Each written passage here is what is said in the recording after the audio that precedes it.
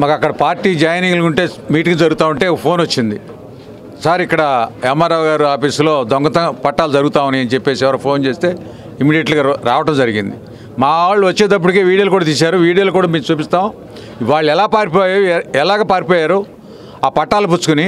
యాకూబ్ అనే ఒక ఆర్ఐ నీచంగా దుర్మార్గంగా పేరు నానికి ఇక్కడ ఒక పిఏలాగా పనిచేస్తూ గతంలో అనేక సార్లు చూసాం. అనేక కేసులు పెట్టించాడు. పార్టీ మారినారు కుర్రోళ్ళ మీద. ఇంత దుర్మార్గంగా వ్యవహరిస్తున్నటువంటి అధికారులందరూ కూడా తన తొత్తులుగా మారి అధికారులందరూ కూడా తెచ్చుకొని పెట్టుకుని ఈ రోజున 10 రోజులు ఎన్నికలు అనగా రోడ్డు పక్కన ఉన్నటువంటి ఎస్ఎఫ్ అనే ఒక కొత్త ఇది పదాన్ని తీసుకొచ్చి రోడ్ల పక్కన స్థలాలకు పట్టాలు ఎట్టేస్తావు. ఇదే పేరు నన్ను ఏమన్నాడు గతంలో.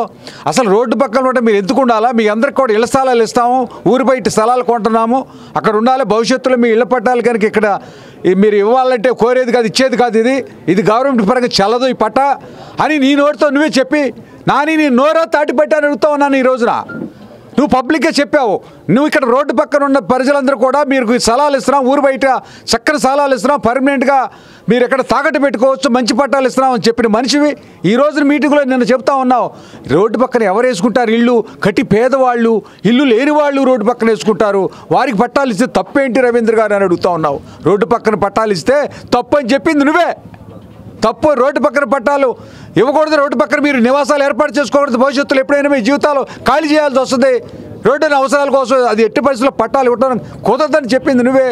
అలాంటి మనిషి నీ కొడుకు గెలుపు కోసం ఇంత నీచంగా నోరు నాలుగు మడత పెట్టి ఈరోజు రోడ్డు పక్కన ప్రజల మీద నీ ప్రేమను ఒలగబోస్తావు అన్నావా? ఎలా ఇస్తావు? కోర్టులో చెల్లుబాటు అవుతుంది, లీగల్గా చెల్లుబాటు అవుతుందా? పట్టా ఇవ్వడానికి కుదురుద్దా? పేద ప్రజలు ఇంకా బందరు పిచ్చోళ్ళు అనుకుని మోసం చేయడానికి నువ్వు ఉంటే ఇక్కడ మేము సిద్ధంగా లేవు. ప్రజలకు తెలియపరుస్తాం. ఖచ్చితంగా ఈ దొంగ పట్టాలు ఇచ్చే ప్రజలు అమాయకులు అయిపోతారు. రేపు భవిష్యత్తులో వాళ్ళకి జెన్యూన్ పట్టా రావడానికి కూడా వీలవుతుంది. వాళ్ళకి అటు ఇటు కాకుండా పోతారనే మా బాధ. పేద ప్రజలను ఆదుకోవాలనే మా బాధ, మా తపనంతా కూడా.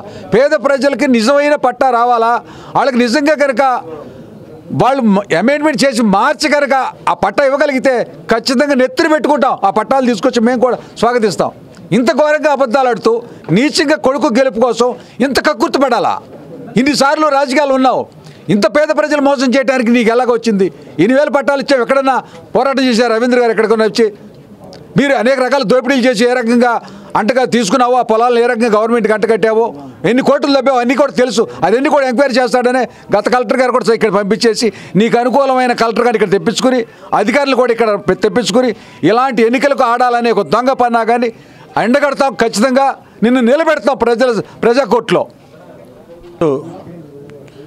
బందరు ఎంఆర్ఓ ఆఫీస్ దగ్గర జనసేన, తెలుగుదేశం పార్టీ కార్యకర్తలు, నాయకులందరూ కూడా ఇక్కడ పెద్ద భారీ ఎత్తున ధర్నా చేస్తున్నారు. ఎందుకు చేస్తున్నారు అనేది అధికారులు ఆలోచించాలి. ఈ యొక్క పేద ప్రజల మీద సవత్తల్లి ప్రేమ చూపిస్తున్నావు నువ్వు. పేరుని నాని గారు 20 ఏళ్ళ అనుభవం ఉంది నీకు. ఏ పట్టా వాళ్ళ పనికి వస్తుందో, ఏ పట్టా పనికి రాదో మీకు తెలీదా? అన్నీ ఒక రిజిస్ట్రేషన్ చిన్న స్థలం చేయించాలంటేనే 100 రూల్స్ ప్రకారంగా చేస్తేనే రిజిస్ట్రేషన్ అవ్వట్లా. అలాంటిది ఇవాళ పేదవాళ్ళకి ఇస్తే అందులో ఇల్లు కట్టుకోవడానికి 5 లక్షలు అవుతుంది. చిన్న ఇల్లు కట్టుకోవడానికి 5 లక్షలలో మీరు ₹1,00,000 ఇస్తే 4 లక్షలు అప్పు చేస్తున్నాడు. ఆ 4 లక్షల రూపాయల్లో ₹1 వాళ్ళ దగ్గర ఉన్నది వడ్డీకి తెచ్చుకుని చేస్తున్నారు. వాళ్ళ జీవితంలో ఇంక దేనికైనా పనికొస్తారని ఆలోచించాలి నువ్వు. ఎవరికైనా అన్యాయం చేయొచ్చు కానీ పేద ప్రజలకు అన్యాయం చేసినాడు ఎవడో ఇవాళ వరకు బాగున్నవాడు లేడు. 100 రెట్లు మీరే కుటుంబం మీరే నష్టపోతారు. ఎందుకంటే దుర్మార్గం అనేది మంచి పద్ధతి కాదు. మన ప్రజలకు సేవ చేయడానికి వచ్చాం. అధికారులు అమ్ముడుపోతున్నారు. ఇవాళ పర్సంటేజ్ లొంగిపోతున్నారు. ఇవాళ అధికారులు కూడా ఆలోచించండి. మీరు ఇవాళ వాళ్ళు వెళ్ళిపోతారు, గ్యారంటీగా వెళ్ళిపోతున్నారు కనుక ఇన్ని పట్టాలు ఇస్తున్నారు. ఎలక్షన్ ముందు రోడ్లు వేయటం, ఎలక్షన్ ముందేమో కమ్యూనిటీ హాల్ కడతాం, ఎలక్షన్ ముందేమో పట్టాలు ఇవ్వటం. 3 వంతులు అయిపోయినటువంటి టిక్కో ఇళ్ళని ఇవాళ వరకు నువ్వు ఇవ్వలా. ఇది దుర్మార్గం కాదా? పక్కన తమిళనాడులో ఒక చిన్న బ్యాగు, స్కూల్ బ్యాగ్ మీద జయలలిత గారి బొమ్మ ఉందంటే స్టాలిన్ గారు అన్నాడు అది ప్రభుత్వం సొమ్ము, దాన్ని మనం పాడు చేయకూడదు. ఆవిడ కూడా సేవ చేసిందని పెద్ద మనసుతో ఇవాళ వాళ్ళు ఆ బ్యాగులు పంచుతున్నారు. ఇవాళ కొన్ని వేల కోట్లకు సంబంధించిన టిక్కో ఇళ్ళని ఇవాళ వరకు నువ్వు ఎందుకు ఇవ్వాలా? ఇది దుర్మార్గం కాదా? ఈ సొమ్ము అంతా ఎక్కడదే? ప్రజల నుంచి వచ్చిన సొమ్ము. నీ సొమ్మ మీ వైసీపీ వాళ్ళు తెచ్చిందా? మొన్న అంటావు దగ్గర 3 లక్షల కోట్లు మీకు పంచాని. ఎవరు సొమ్ము అమ్మ సొమ్ము పంచారండి ఇక్కడ వైసీపీ వాళ్ళు? ఎవరు పంచారన్నా నేను? ఎవరు సొమ్ము పంచారు మీరు? మా డబ్బులు మా ట్యాక్సుల ద్వారా వచ్చింది పంచారు వైసీపీ వాళ్ళు. మీ సొమ్ము పంచినట్టుగా మాట్లాడుతున్నారు. ఇది మేము ఎన్ని వేల కంపెనీలు పెట్టచ్చు? దాన్ని విడదీస్తే ఒక్కో నియోజకవర్గానికి 17,000 కోట్లు వస్తుంది.